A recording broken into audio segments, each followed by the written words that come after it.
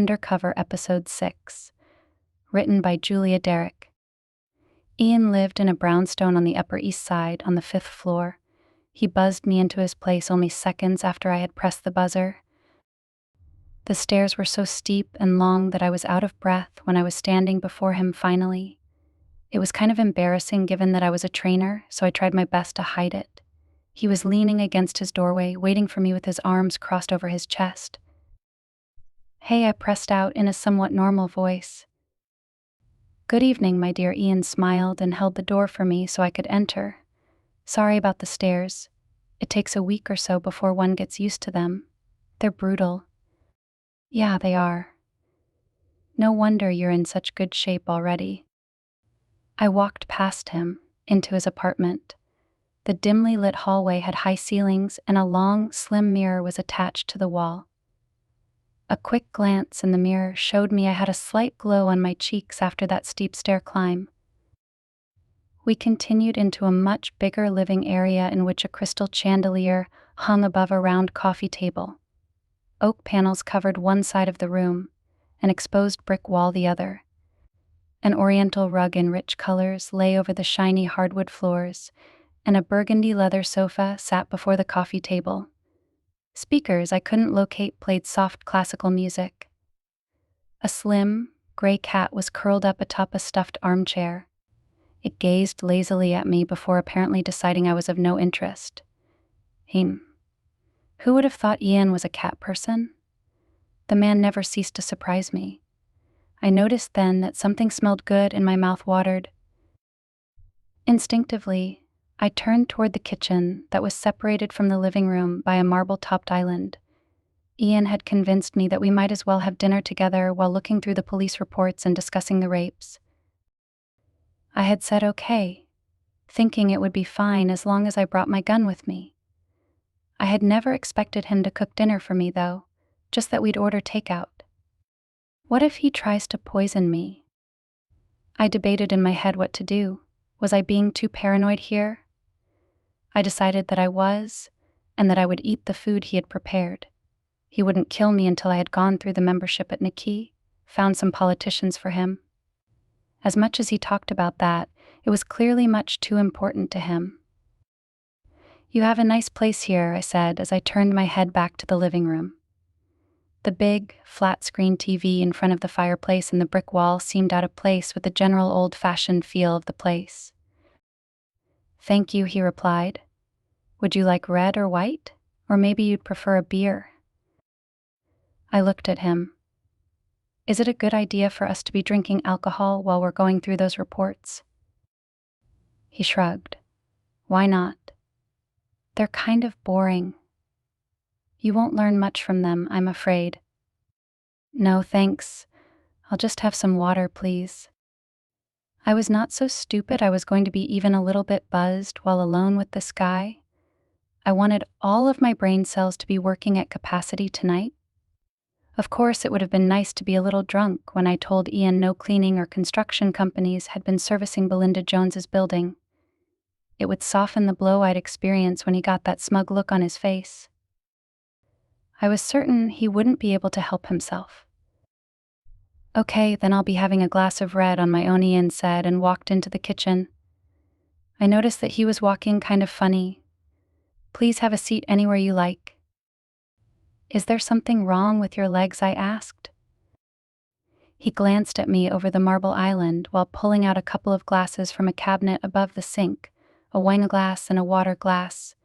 "Yes, I'm sore from our workout yesterday." "Oh, I'm so sorry. Maybe try an Advil." I bit the insides of my cheeks to stop myself from smiling. "I'll be fine," he grinned at me. "I kind of like it actually. Plain or sparkling?"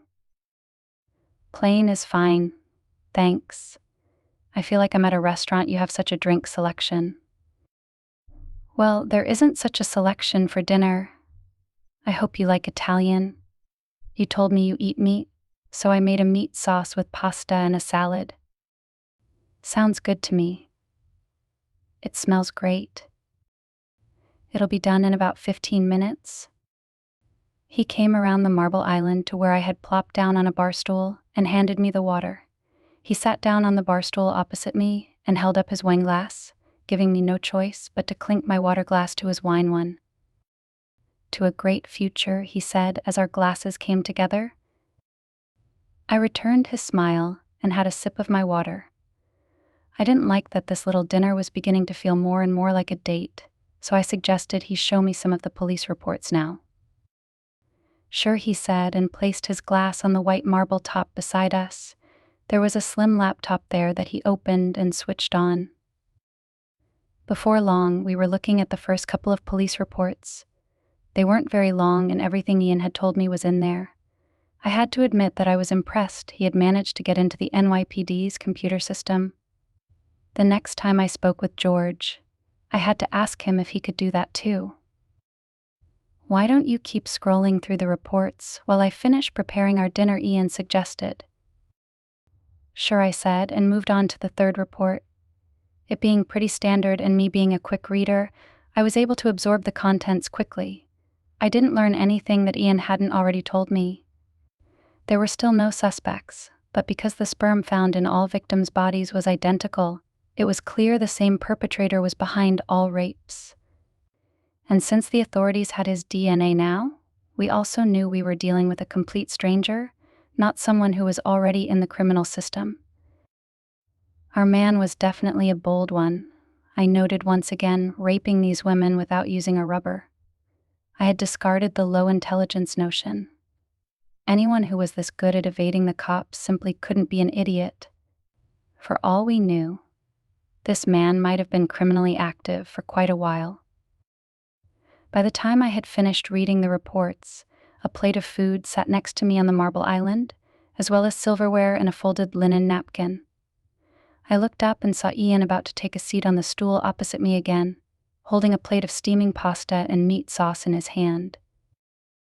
"Oh wow, thanks for bringing all that," I said as he took a seat, smiling at me. I could have gotten it myself. I didn't mind. Besides, you're my guest. He placed his plate on the marble top. "You were really immersed in those reports, weren't you?" I guess I was. My eyes went to my plate that was filled with equal parts pasta, meat sauce, and salad. I reached for the napkin and spread it over my lap. "The food looks great." "Thanks. I hope it tastes as good as it looks." "You okay with sitting here to eat?" "Yes, here's perfect." And much less formal, the way I had originally envisioned this night when Ian had suggested we discuss the case over a bite.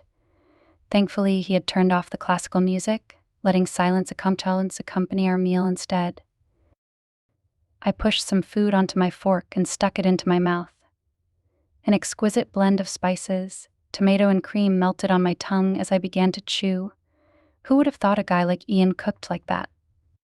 Well, after discovering that cat, nothing should really surprise me any longer. It was still sleeping on that chair. I returned my attention to Ian. I said, and smiled at him. "So you approve?" Ian looked almost shy. I nodded as I kept chewing and finally swallowed. "You can say that again? You're a great cook?" "Thanks. Though this is really all I know how to make." "Well, you do it very well." We ate in silence for another couple of minutes. Being the glutton that I was, I managed to finish half of what was on my plate in that time. Then I cleared my throat and said what had to be said eventually. I was wrong about there being a company working on Belinda's building. The lady at the management confused two buildings. Ian looked up, appearing genuinely surprised, not smug at all. "Really? So now what?" "Well, after having read the reports, I agree it looks like the perp entered from the outside of the building." "You accept the fact that we're dealing with a hybrid human?" No, I still think the person in question is a regular human being. As regular as you can be when you perform such heinous acts of violence." "If he didn't climb the wall, how did he get into the building?" "I never said I didn't think he climbed the wall." I'm sure he did. On his way down from the Vic's window, I believe he got into the apartment in one of the two following ways. He found a way to get from a nearby building using rope to move from one roof to the other, or he came down from a helicopter directly onto the Vic's building roof. In both cases where the Vic was raped and killed in a tall building, he would have had to lower himself from the rooftop and then enter through the window. As I'm having a hard time believing the NYPD would have missed a helicopter in the area both those nights, the first option is most likely. But however he got in, it seems he then lowered himself back to the ground along the wall while attached to the rope, hence the handprints. Ian nodded slowly and had some wine. Not bad thinking. I gave him a cool glance. But you don't buy it. Only because my take is so much better. I rolled my eyes at him. I should have known the smugness would come out one way or another. It was impossible for this guy to behave nicely for more than a few minutes. He put his wine glass on the marble island beside us, and then grabbed my legs on the outside, right above the knees. An involuntary shiver of pleasure went through me at the same time as I was shocked by his audacity. He leaned toward me, gazing at me with eyes that were suddenly burning, the blue, green, and brown in them making up equal parts. Gabi, if you'd have seen what I've seen, you wouldn't think I was out of my mind, and to make matters worse, full of myself. I can tell from the way you're staring at me that this is exactly how you feel. I'm telling you. There are laboratories packed with people in various stages of experiment all over the world. Some were started when the objects were only embryos, and those people, if you can call them that, have never seen the light of day. This started decades ago, which means there are several adult human hybrids. How many, I don't know, but surely thousands. Don't you see? Our perp is a hybrid that escaped from the lab somehow. One who's evil and violent and so smart he can easily outwit the police, because they don't realize what they're dealing with. It's the only explanation. I'm primarily staring at you because of where your hands are at the moment. I lowered my gaze to where Ian's hands rested at the sides of my jeans-clad thighs, holding on for dear life. It seemed they had moved higher with each passionate sentence he'd cried out. He instantly jerked them away and straightened. I'm sorry, he mumbled. I didn't realize I was doing that. I would never touch you anywhere inappropriate without your permission. I so hope that is true, I thought. So, you're telling me we're dealing with a human monster? Then I asked, having decided that I would at least hear him out. The passion with which he was speaking was quite contagious and convincing. Of course, that didn't mean what he was saying was true outside of his head. A sort of Frankenstein. Something like that. He sighed and shook his head, looking miserable. There are so many of them in the making. And if you saw them, you'd never know they were anything but entirely human. Naturally, the idea is not to create monsters, only genetically superior people to improve the world. I told you that before. But something must have gone wrong with this one, and he got away somehow. More will go wrong with others. It'll be the end of the world as we know it. We, the regular humans, will end up fighting these monsters. Let's assume what you're telling me is the truth. Why would the government be doing this if it was so easy for things to go wrong? Ian exhaled and passed a hand through his mop of blonde hair. Who knows? I can only assume it's because they think they can contain all the hybrids. Find a way for them to coexist with the rest of humanity. You do realize that will never happen either, right? What do you mean?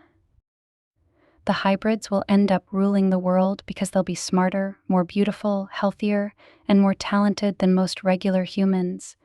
We won't have a chance when competing with them in any field.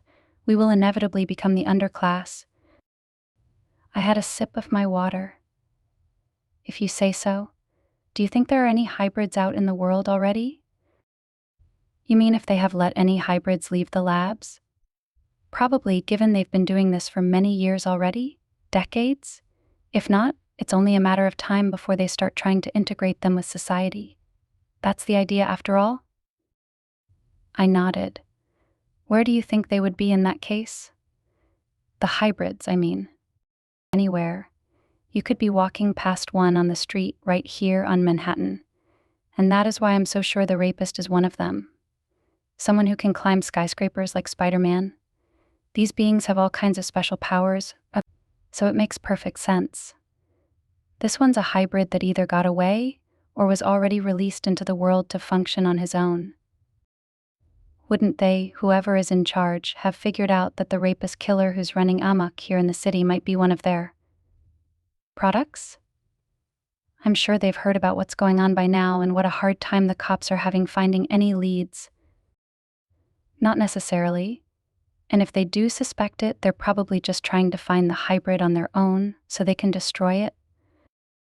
Well, in that case, it's only a matter of time before they catch him, right? We can only hope. But who knows how long it will be until they catch him? Maybe the hybrid has found a way to outsmart his creator too. That is, if they're looking for him. We can't count on that, which is why you and I have to try to find him. My head had begun to spin now. It wasn't only because of all the craziness Ian was telling me, but the manner in which he was telling me. His intensity was exhausting. I suddenly felt in desperate need of fresh air. I removed my napkin and put it on my plate. I will have to think about all that you have told me tonight, I said, not sure how else to deal with the situation. I still didn't believe what Ian was telling me was true, but I wasn't about to refute him in his own home. I got to my feet. Thanks for dinner. I have an early client, so I'm going to have to leave now. Ian nodded and stood as well. I understand. Would it be possible to do tomorrow's session on Thursday instead? I might need another day to recover. I smiled. Sure. Same time. That would be great. Thanks. We walked to his front door together. As we reached it, I faced him, feeling awkward. What was the appropriate way to say goodbye? A hug? Yes, that seemed most natural. Certainly not a handshake. But the tension between us as we stood there, looking at each other in his hallway, was so palpable I was scared to lean in and hug him the way I would do with any other friend of mine. My body wanted to feel his against mine a little too much. Well, I said, and cleared my throat to break the tension that just kept building and building. Thanks again for making me dinner. It was great. Thanks for coming, he replied softly, a little smile dancing over his lips. His mouth was only a few inches away from mine, and I found myself wishing he would shorten the distance to zero, grab me and pull me toward him. Kiss me hard with those enticing lips. I looked into his eyes, which had turned a dark bottle green in the dimness of the hallway, and lost myself in them. It took all I had to put my hand on the doorknob and take a small step toward it. I would do nothing, of course. No hug, no handshake, certainly no kiss. How could I have even entertained such a thought? So we had some chemistry going on between us. I could see he felt it as much as I did. Lots and lots of pheromones connected us. That didn't mean we would do anything about it. It would be very, very stupid to give in to it only because I suddenly felt like having sex with the man before me like I couldn't remember having ever felt, not even with Nick. The thought of Nick had the sobering effect on me I needed to be able to open the door behind me. Surely I had felt more with my husband than I was feeling with the nut job next to me. I gave Ian one last look and managed to mumble "see you Thursday" before I left. I dashed down those long, steep stairs as quickly as I could. I never heard him respond. I moved so fast. Maybe he didn't.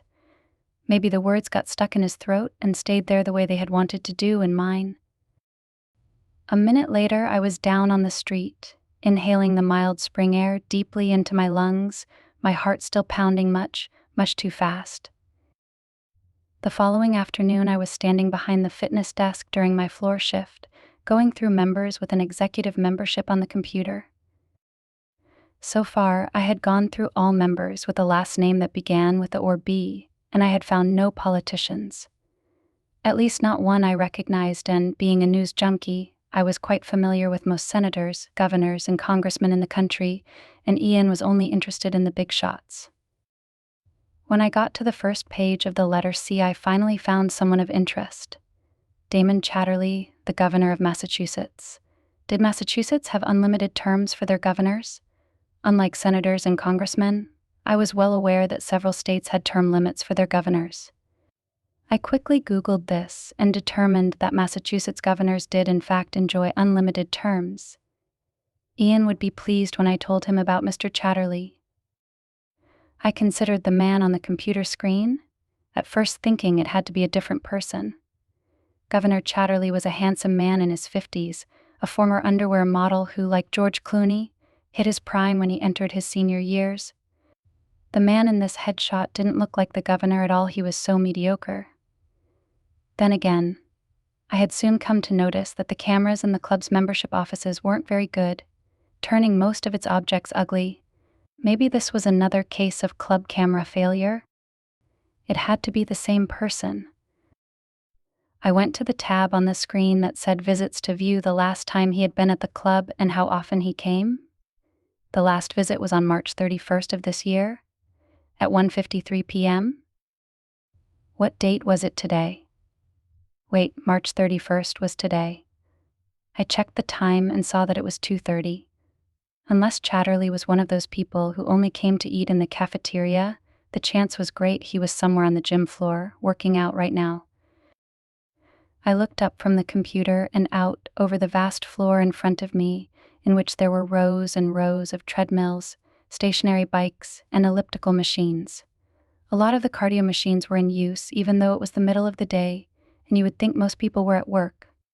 Not so on the Upper West Side in New York City. This upscale neighborhood contained a large percentage of entrepreneurs, artists, and consultants who ran their own schedule, as well as lots of housewives with kids in school and lots of time on their hands. I couldn't spot the governor anywhere from my current vantage point. I decided to take a stroll throughout the floor and see if he was in one of the many hidden nooks and crannies the way many governors often were, working out with weights, stretching, or meditating. He was nowhere to be seen on the entire 4th floor, so I took the stairs up to the 5th, where many men were, using the area with the heavy free weights and bench presses. I spotted him almost as soon as I stepped inside this testosterone-laden space. Wearing a plain t-shirt and athletic shorts that reached his knees, he was standing next to a workout bench doing bicep curls with big dumbbells while staring at himself in the mirrored wall. I had been right, the club camera had not done his good looks justice. The man was as handsome as I remembered from having seen him on TV a few times. It also looked like he was as fit as in his modeling days. Since I was on a floor shift, I might as well swoop by him and try to strike up a conversation, even though Ian hadn't demanded that I actually befriend any politician. This one I didn't mind having a little chat with, though, see if he was as charming as he was hot. I walked closer and stopped a couple of yards away from him where there were a few dumbbells on the floor that someone had used and then left. Because they were 50 pounds each, I picked them up one by one and re-racked them. I gazed in the governor's direction, using the mirrored wall. He had just completed his set of bicep curls and was re-racking his weights. He caught my eyes on him and smiled. I instantly smiled back. "Hello, Governor," I said. "Great to have you in town with us." "It's great to be here. There is no city like New York." "So true. You guys have had a rough winter this year. You must be glad it's over." "Yeah, it's been a tough one for sure. You come here a lot." "Not as much as I'd like to." Out of the corner of my eye, I caught my manager Rolf walking in our direction. He had soon reached us, and there was a tiny but definite change in the governor's body language. The two men nodded at each other. "We're still on for 2 tomorrow," Rolf asked Chatterley. "You got it." Rolf continued throughout the gym floor and then exited into the other part of the vast area where there were weight machines instead of free weights. The governor seemed preoccupied suddenly, a deep wrinkle having appeared on his forehead. He picked up another set of dumbbells and began doing shoulder presses. Since I didn't get a sense that he wanted to keep talking, I wished him a good workout and moved on, all the while wondering what their meeting tomorrow was supposed to be about. A late lunch? Were these two old friends? I didn't think so, even though it was clear they knew each other. There had been no smiles or even warmth between them, which suggested more of a business relationship. That would make the most sense. What would the governor of Massachusetts have in common with the fitness manager at Nikki? I couldn't imagine they moved in the same circles. I hung around in the same area, however, just to see what he was doing next, if maybe I'd get another chance to speak to him. If I did, I'd try to find out how Chatterley knew Rolf, get more of a sense of their relationship. Before Rolf had shown up, he had seemed more than happy to talk to me. There was plenty to do on the 5th floor. Lots of weights to re-rack and handles to weight machines that were misplaced, towels to pick up from the floor, and of course, other members I could talk to that made my stay there unsuspicious. I never got another chance to speak to Chatterley, who left the room 20 minutes later. I left as well shortly thereafter. Instead of following him, I went back to the fitness desk and the computers to keep going through the membership database. I wanted to have gone through at least a quarter of the club's executive members before training Ian next to have something substantial to report to him. If I could find 1 or 2 more politicians, I was good to go. I did find one more person, a female senator from North Carolina, before I was interrupted by an older woman. She needed me to show her how one of the stationary bikes worked. After I was done with her, I was scheduled to train a couple of clients, so I called it a day on the research. I would continue early the next day to hit the quota I'd set for myself before seeing Ian. When I was done training my clients, I worked out myself using free weights for an hour. Drenched in sweat, I showered and switched into regular clothes, then left the gym to go have dinner somewhere near my apartment. There was a Mexican place a few blocks away from my house that I had checked out and thought of visiting at some point. Tonight was a good night for this. I entered the place, and as I was about to pick up one of the menus on the counter to see what I wanted to eat, a dark-haired man of medium build in his late 20s, early 30s came out of the little restaurant's bathroom. He had pasty white skin and raisin-colored eyes. Nothing about him really stood out to me, except the fact that he had lots of white rope tied around his waist like a belt to hold up his worn cargo pants. I took a closer look at the rope as he passed me to leave the restaurant and noted that it was the same rope I had seen used on the latest rape murder victim. Thin but strong rope made out of expensive-looking white silk. I decided that I would eat later and instead see what this man was up to.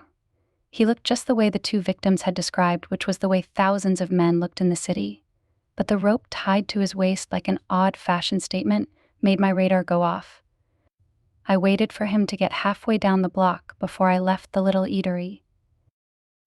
I followed him uptown for many, many blocks. We had reached 91st Street when he finally stopped outside a coffee shop that he walked inside. I could see through the shop's floor-to-ceiling windows that he ordered a coffee and some pastry, then took a seat at a table. The sight of him eating the pastry reminded me that I had yet to have dinner, my stomach gnarling quietly. I checked the time on my phone. Almost 9 o'clock. Was I wasting my time stalking this guy? So what, that he had some rope tied to his waist? That didn't mean he was the rapist murderer the authorities had been searching for the last month. He could just be an oddball. But the way my stomach twisted as my eyes kept going back to him suggested otherwise. It wasn't just hunger that made it hurt like that. My gut told me I needed to remain next to the bus station where I was hovering and see what this guy was up to. Something was not right with him. So I stood there for the next hour, walking back and forth in the same spot, my stomach gnarling more and more. It was light inside the coffee shop, whereas night had fallen outside, so I wasn't worried about him having spotted me, even though I wasn't far from the window where he sat gazing out into the night. I bought a black Red Sox hat from a street vendor that I stuck on my head after having bunched up my hair at the nape of my neck, tying it up with the hairband I always had on my wrist. I needed to keep a lower profile. My red hair was pretty striking. Finally, when it was almost 10:30, the man stood and left the coffee shop. I hid behind a thick tree as he walked out onto the street just in case he was about to head in my direction. But he didn't. He continued north as before, and when he'd gotten 10 blocks farther up, he turned right. Then he walked behind one of the tall, boxy pre-war buildings. What was he about to do there? Take a leak? I couldn't think of a better reason a guy would squeeze himself in between two buildings like that. I paused, wondering if I should follow him. The space between the tall stone building and the one next to it was so narrow that he might notice me if he stood next to the building. Slowly, I edged closer to the corner behind which the man had disappeared. As I reached it, I carefully peeked around it. I couldn't see him anywhere. With my hand on the gun in my purse, I slipped between the buildings and went after him. He had to be there somewhere. But as I was halfway to the other side of the building, I still couldn't see him anywhere. Where the hell did he go? The backyard I had entered was small, and there were only a few boxes lying around, so he couldn't be hiding behind anything. I didn't think he had climbed the chain-link fence cutting off the other end of the backyard. The fence was the first thing I'd seen as I'd entered because of the streetlight immediately next to it, so I would have noticed him climbing it. Unless he had gone invisible all of a sudden, there was only one way he could have gone, and that was up the building. I turned my face skyward and gazed up the tall, light gray building, and there he was, climbing the wall using only his hands and feet, exactly like Spider-Man. At the moment, he was about 10 floors up with no help of any ropes to get there as far as I could tell. The light of the full moon enabled me to get a fairly good view of him. I kept staring at him as he moved higher and higher up the building, stopping at every floor to peer into an apartment. I couldn't understand how he moved so effortlessly from one floor to the next without any visible help, yet that was what he was doing. I no longer held any doubts this man was the rapist a substantial part of the city was in fear of, but I didn't know what to do about it. Pulling out my gun and simply shooting him seemed like an overreaction. It also didn't catch him in the act. I wanted to catch him in the act so he'd be easy to convict. I briefly considered taping him with my smartphone when he stopped at the 15th or 16th floor and entered an apartment there. Oh God, he was about to rape and kill someone there, I thought. I had to do something. As he fully disappeared through the apartment window, it struck me that it would take him some time before he would actually kill the victim. He had beaten the other 4 to death, so he would probably use the same method with this one. I had time to save her. I counted the floors to be sure which apartment he'd entered. It was easy to figure out, as it was the only one with an open window in that part of the building. I rushed to the front of the house and walked into the main entrance, glad to be wearing the Red Sox hat now. An elderly, sour-looking doorman stood behind a white podium. Catching my breath, I rushed up to him. "Good evening, sir," I burst out. "I'm sure you've heard of the rapist who has been terrorizing women on the Upper West Side for the last several weeks? Well, that man is currently about to rape and kill one of your tenants." The aging doorman gazed at me like I was a crazy, homeless person, which made me even more annoyed. Surely he must realize I was not a vagrant. "Excuse me," he said in a dour voice. "Are you here to visit one of the tenants in this building?" I grabbed the counter and glared at him, outraged. I wasn't about to be ignored. "No, sir. I'm not here to visit someone who lives here. I'm here to save one of your tenants from being raped and beaten to death. Who lives in the apartments on the 16th floor that faces the backside of the building? The rapist is in there right now. If you don't do something about this, I'll call 911 right now.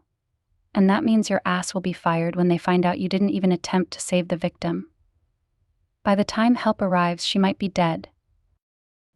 I pulled out my phone and got ready to dial 911. The doorman gazed at me. Then, reluctantly, his baggy eyes moved down to the big screen on his podium. They moved back and forth a couple of times between me and the screen before staying on me. There are 2 tenants who face the back of the building on the 16th floor, he said. Good. I assume you have a master key to those apartments. Yes, I do.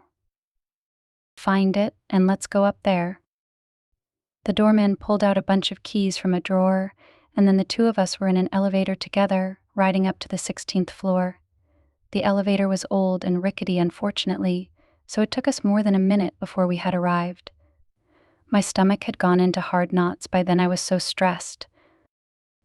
We hurried toward the only apartment in which a single woman lived, a Miss Pasternak, who I believed was most likely to be the victim.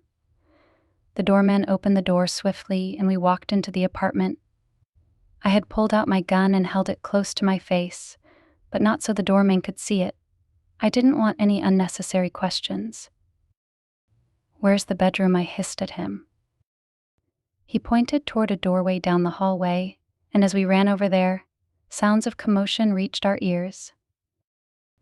I hissed at the doorman to stand by as we got to the bedroom. I needed to take care of this on my own. With my gun to my face and my back against the wall, I rounded the doorway. Entering the bedroom, I pointed my gun at the people in there. A lifeless, blonde woman lay on the bed, and her hands were tied to the headboard. The dark-haired man I had seen climb the building like a spider was about to climb out the window. Come back inside or I'll shoot, I ordered him. But he just grinned at me and continued to climb outside. Having no choice, I fired my gun twice, hitting him in the shoulder and arm. He lost his grip around the windowsill and fell backward out of the room. Lowering my gun, I rushed up to the window and looked outside, down into the backyard. And there he lay splayed on the dirty concrete ground I had been on only minutes earlier. He was going nowhere now. I turned back to the doorman, who was standing in the doorway, gazing into the bedroom with frightened eyes. The blonde on the bed had come to, and was turning her head in every direction, a wild expression on her face. There was a big white cloth stuffed into her mouth. I walked up to her and pulled out the cloth. Please help me, she said, pulling her tied hands. He hit me. Please help me. I untied one hand. Calm down. He's dead. He can't hurt you anymore. I turned to the paralyzed doorman and motioned with my head for him to help me untie the woman. He stumbled over and began untying her other hand with fumbling fingers. What happened? I asked her.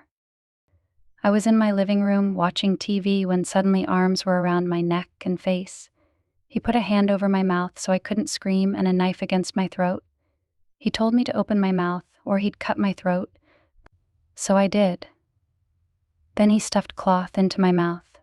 He came around me and I could see him. I tried to hit him then to make him go away, but he punched me hard in my face. And then I was here in bed and heard gunshots. Her face was swollen and red, indicating a hard blow that surely had knocked her unconscious. I managed to get her right hand loose, but the doorman was still struggling with his side. His face was ashen and his hands trembled. He must be in shock. I went around and helped him untie the woman. Where is he? She asked, rubbing her wrist. He is dead on the ground below the building, I said. Don't worry, you're safe now. I'm going to go get help. Can one of you call 911? I looked at the woman in the bed and the old doorman, neither of them seeming capable of such a simple act. I'll call, the woman finally said. She turned to the doorman. Malcolm, can you please get my cell phone? It's out in the living room. The old man nodded stoically and walked out of the bedroom. I'll be right back, I said to the woman. Can you make sure you call 911 and ask for the police and paramedics to get here? The woman pulled herself up into a sitting position. Yes, are you sure he's gone? Where are you going? What if there are more men coming to hurt me? You'll be fine. There are no more men. Just make sure you call 911 right now. I turned and left the bedroom, almost bumping into Malcolm in the doorway. He was holding a cell phone in his hand.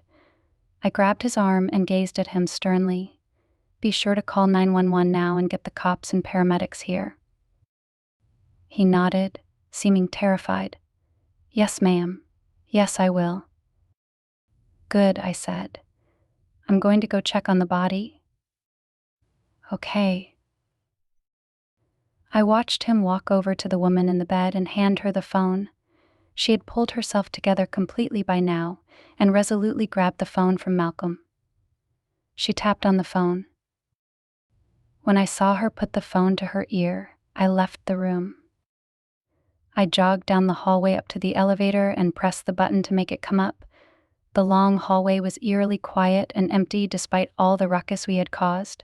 Surely some of the tenants were at home and had heard me firing my gun. They must all be terrified in their apartments, some of them having called 911 as well. Yes, I didn't need to worry about the cops getting here shortly. I didn't want them to find me at the crime scene, though, so I hurried into the elevator car as soon as the doors spread open. I exited into the lobby and strode out of the building. Before I left, I wanted to take a look at the man whom I had shot, make sure he had gone nowhere. After what I had seen him do, I needed to see with my own eyes that he hadn't risen from the dead. Anything seemed possible now. I ran around the building and into the backyard, fearing the worst. To my relief, he still lay splayed in an unnatural angle on the hard concrete. I leaned over him and saw that his green sweatshirt was covered in blood. There were big wounds to his head and body, the ones on the body my doing. He appeared to have broken his neck as he hit the ground the way it was currently twisted. This man was dead several times over. Satisfied, I swiveled around and left him on the ground for the NYPD to take over. I took a long, hot shower when I got home, and then I made some pasta to eat, not feeling like leaving my apartment for takeout. I had turned on the TV, leaving it on Channel 1 to stay on top of the latest local news. By the time my pasta was in a strainer and I was pulling out a plate from a kitchen cabinet, I had been home more than an hour. Any moment now, the local news should be reporting the incident. I didn't want to tell Ian about it until I'd heard it on the news myself. As I took a seat on the couch in front of my TV, a big plate in my lap filled with steaming pasta and tomato sauce, Parmesan cheese sprinkled on top, the anchor finally announced the breaking news. A woman was assaulted in her apartment in a pre-war building on West 99th Street in Manhattan.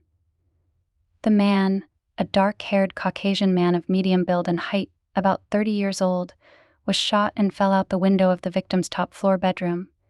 The shooter, a young woman with a black Red Sox hat, disappeared after saving the victim. The perpetrator is believed to be the same man who has been raping and murdering women all across the Upper West Side. I relaxed and began eating my pasta when the news cut to a story about a 7-Eleven burglary in the Bronx. Thank God I had the foresight to get that hat, I thought. Without knowing what my hair looked like, it would be hard for the victim and the doorman to describe what I looked like. The last thing I wanted was for the authorities to connect me with this situation. If they did, I could say goodbye to my own investigation and possibly to my job in law enforcement. Words spread quickly in police circles, and it was only a matter of time before Captain Brady found out that I was in NYC instead of in Hungary. I didn't think Brady would be pleased, even though I had saved a woman from being raped and beaten to death, solved a case the NYPD struggled to crack on their own. I had almost finished my pasta when I received a text from Ian. "Did you have anything to do with that situation on 99th Street? The shooter sounded an awful lot like you," it said. I typed a text back, "Yes." My phone buzzed. "Good job. You'll have to tell me the details tomorrow when I see you. Good night." "Good night," I typed back, surprised he didn't call and demand details this very second. I also felt something else, which I hated to admit to myself, but the feeling was too strong to ignore. I felt disappointment. I would have liked to hear his voice right now, talk to him, share with him what had happened. Well, I told myself, that was only because he was one of the few I could be real with, so it wasn't strange. It was normal to feel a little needy after what had just happened. I suppose I could call George or Dante, but it wouldn't be the same. I would have to explain everything from the beginning for them to grasp what had just happened. I would also have to tell them I thought I had seen a man climb a 20-story building using only his hands and feet. Even if this was what I had seen, thought I had seen at least, I wasn't sure I bought it myself. I got to my feet and put the emptied plate away in my kitchen. Checking the time, I saw that it was past 1 p.m. Time to go to bed. I heard the news right before my 2 p.m. session with Ian the following day. The NYPD had been able to determine that the man I had shot was indeed the same one who had attacked the other women. They had checked his sperm, and it was the same one found in all the victims. I was standing beneath the big TV in front of the fitness desk, learning all of this, when Ian joined me. He gazed up at the TV just as the anchor announced that the mystery woman who had shot the man was still at large. A sketch of my face in a baseball hat appeared on the screen. "That doesn't look very much like you at all," Ian whispered into my ear. "No, it doesn't," I mumbled back, wary of the couple of people who were standing around us, also watching the news. It really didn't. That sketch could be pretty much anyone, though I would still be sure to use a baseball cap as little as possible in the future. "Of course they might connect the bullets to your gun," Ian whispered. "No, they won't. The gun I'm using can't be traced to me. It's stolen." "Really?" Ian sounded impressed. "How did you get your hands on it?" I turned and smiled at him, thinking of Dante, whose contacts in the criminal underworld were worth gold to me. "I'm a very resourceful woman." Ian grinned at me. "I'll say." Our gazes locked, and I suddenly felt nervous. "Let's go work out," I said, and started walking away from the fitness desk. "Yes, ma'am."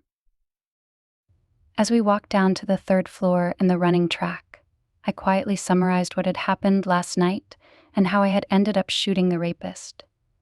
I suggested that Ian and I jog around the track so I could tell him all the details. "That is, if your legs can handle it," I added teasingly. He looked at me like he honestly didn't get what I was referring to. Why wouldn't I be able to handle a little running? I rolled my eyes. "Because of the funny way you were walking when we had dinner the other night?" He looked offended. "I didn't walk funny." "Yes, you did. And I know that when someone is as sore as you were 2 days ago, they'll likely be sore still. Remember, I'm a trainer." "For real." I gazed down at him as we walked out onto the track. "Even if you no longer walk like you desperately need to use the bathroom." "Haha, very funny." "Well, don't you worry about me, little girl. I'm just fine." To prove his point, he started jogging. He moved without effort. Either he was just sucking up the soreness that must still be there, or he had taken some Advil, like 5 of them. I ran after him and was soon by his side. "Tell me again how you saw this man get up to the building's 16th floor," Ian demanded. I threw a quick glance over my shoulder to ensure no one was right behind us. We were completely alone. I saw him climb the wall outside the building, using only his bare hands and feet. That's what it looked like. "Really?" "So in other words, I was right all along when I told you we were dealing with someone of unnatural powers." "I don't know about unnatural powers. I'm sure the NYPD will figure out how he got into the building eventually." "You mean how he managed to climb 16 floors of a smooth stone building using only his hands and feet?" It was pretty dark out. Maybe I missed something. I decided to change the subject as I couldn't stand the gleeful tone in Ian's voice. "I found 2 politicians for you." He turned to face me. "You did? Great. Who are they?" "Governor Damon Chatterley and Janine Eastwood, a North Carolina senator. I'm sure you've heard of her." "I have heard of her and him. And in fact, I heard she was in New York at the moment." Really? Maybe she's meeting up with Chatterley and my fitness manager as we speak? Why are you saying that? I saw Chatterley work out on the 5th floor yesterday afternoon. I even spoke to him. He was as pleasant to talk to as he is to look at. Go on. Ian's voice sounded so tense that I shot him a look. All the glee was wiped off his face, and instead he looked stony. Because there's more, isn't there? Yes, my manager suddenly appeared on the gym floor, and he and Chatterley exchanged a few words. They, well, at least my manager, spoke in a way that suggested they already knew each other. Like maybe they're old friends. What did they say? Rolf, that's my manager, just asked Chatterley if they were still on for tomorrow meeting today at 2 p.m. And Chatterley responded with a "you got it." I wish you'd have told me this earlier. I would have shadowed your manager. I was planning to, but then all the stuff with the rapist happened and I totally forgot. That's understandable. Next time, please tell me. Also, keep looking for more politicians? Sure. But I wasn't as sure as I'd sounded. If the NYPD came up with a plausible reason the rapist had climbed that smooth stone wall in the end, I'd be less inclined to help him. I still refused to believe all he had used were his hands and feet, even though that was what I had seen with my own eyes. I must have been mistaken. After all, only the full moon had helped me see him. An hour later, I was done with Ian. I went down to the club cafeteria for a break and a bite to eat. Not in the mood to talk to anyone, I sat on a bar stool at the long wooden counter that edged the side of the cafeteria. I gazed out the windows, taking my time eating a chicken salad. When I had finished, my plate scraped clean, my phone buzzed. I pulled it out of my pocket to see who had texted me. I froze and nearly dropped the phone when I read the message. It's not over yet. You're next. I read it a couple more times to be sure I had understood the words correctly. When I finally accepted what they said, I checked the number they had been sent from. It was the same number that had contacted me the other 2 times. I walked over to the trash area where I left my plate and silverware. Then I walked to the elevators that would take me up to the rooftop terrace. I needed some fresh air and privacy so I could call Dante. Not that I thought he would be able to do something about what had just happened, but I needed to talk to someone I knew, someone I trusted. Unfortunately, Ian didn't belong in that group. Maybe he would one day. As I waited for the elevator to arrive, my chest ached with longing for Nick. Nick was the person I really wanted to talk to, whose voice I really wanted to hear. Oh, Nick, why do you have to be dead? I blinked to make the tears go away. I needed to stay hard, tough. It was the only way I would ever find his killers. If I let myself miss him too much, I worried that I would never again recover. I would have to live the rest of my miserable life in an institution somewhere, having gone crazy with sorrow. That could not happen. I would stay strong at least until I knew what had happened to him. Then I'd see what I would do, if I'd keep living. For now, I had a purpose. As soon as I was out on the rooftop, I speed-dialed George instead of Dante. The idea of speaking to Dante, whose voice was naturally more soothing than George's, might push me over the edge. I hadn't spoken to Dante since I'd arrived in New York, so chances were he would ask about Nick. Plus, George could do another search on the number. He picked up after the first ring. Hey, Gabi, you all right? I've been better. I got another text from that same Skype number. Someone's threatening to rape and kill me. What? Was that what the person did when you called me the first time? Yep. Why didn't you tell me? I would have tried harder to find out who it was. I didn't want to upset you, but now I'm really weirded out. Why? What did it say? That it's not over yet. That I'm next. The thing is, The rapist murderer here in New York I thought was behind the texts was caught and killed last night. Is it possible he isn't really dead? No. I killed him and saw the body several minutes after he was shot and had fallen 16 stories. He's dead many times over. George inhaled. Then he must have an accomplice. Yeah, it looks like that. What's the number again? Let me do another search on it. I'm in front of my computer at work right now. I checked my phone and gave George the number. As I waited for him to do a second search, I took in the people lying on the sun chairs. There were only 5, all of them reading or just lying there with closed eyes, lapping up the spring sun. That's weird, George said after some time. What's weird? I can see from where the Skype text was placed this time. You mean you can see the location of the computer that was used to text me? Yes. It's from a street on the Upper East Side of Manhattan. I grasped the phone more tightly. Can you see what block? Maybe. Wait a second. Yes, now I see it. It looks like it's from a place on 3rd and 78th Street. I could barely breathe. Are you sure? Yes. Why do you think you weren't able to see it the last time you checked? Not sure. Maybe because the person forgot to block it this time around. Could be many reasons. Got it. Thanks, George.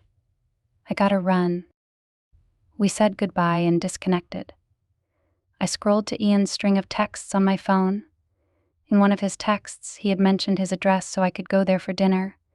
The address was 166 East 78th Street, which would put him right on 3rd and 78th Street. It was 4 p.m. now, which meant that Ian would have had time to get back home and send me the text. If he was in a hurry to get it to me, it wasn't strange if he had forgotten to block his number this time. Well, it sure looked like Ian was the rapist's accomplice, or at least pretended like he was to fuck with my head. Who else would have sent me those texts from a computer on Ian's block, right at the corner where his apartment building was? What was the chance it was just a coincidence? Minuscule. I sighed heavily. What the hell was I going to do now?